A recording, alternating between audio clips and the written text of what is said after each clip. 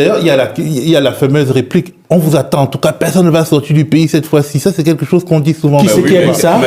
Ce sont les gens du RATP qui le disent. Il ne faut pas prendre les gens pour des imbéciles. C'est-à-dire les gens ont été embarqués à la demande de l'État, sont en prison à La Haye, et pendant ce temps, on les juge par contumace au pays.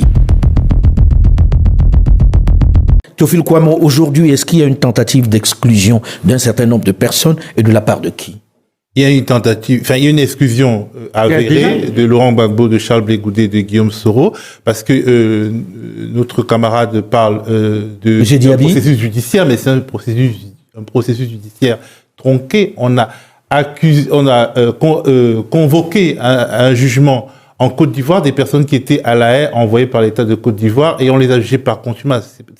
Je veux dire, il faut pas prendre les gens pour des imbéciles. C'est-à-dire les gens ont été embarqués à la demande de l'État, sont en prison à La Haye, et pendant ce temps, on les juge par contumace au pays. Il ne faut pas prendre les enfants du bon Dieu pour des canards sauvages. C'est-à-dire que pour sortir de la crise, il faut que tout le monde soit à un niveau d'honnêteté minimal.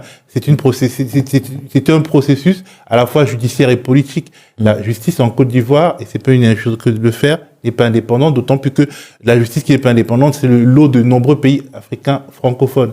Moi, je pense qu'il faut dépassionner les choses. Qu'est-ce que vous pensez du Sénégal, alors? Quand vous dites cela, qu'un pays francophone, la justice n'est pas indépendante.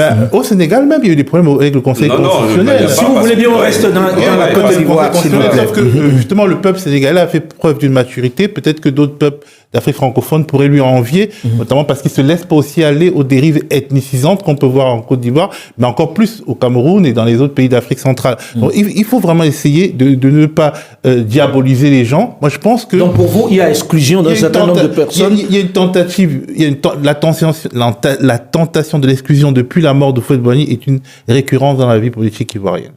Houphouët-Boigny n'a pas vraiment géré ça, mais depuis qu'il est mort, enfin bref, il n'avait pas tellement besoin de le gérer puisqu'il avait le parti unique, mais en tout cas dans sa praxis politique, c'était pas vraiment le truc qui revenait le plus, mais aujourd'hui, c'est vraiment le truc qui revient le plus, le refus de la concurrence. Est-ce que vous pensez qu'à la fin de cette histoire, il risque d'y avoir des violences pour cette exclusion, pour ces exclusions dont vous parlez?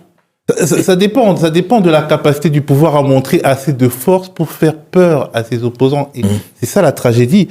D'ailleurs, il y a la fameuse réplique « On vous attend, en tout cas, personne ne va sortir du pays cette fois-ci ». Ça, c'est quelque chose qu'on dit souvent. Qui c'est qui a dit ça? Ce sont les gens du RATP qui le disent. Quand l'opposition aussi, de par ses responsables aussi, appelle à la violence, il va falloir aussi que l'État, dans sa fonction régalienne aussi, apporte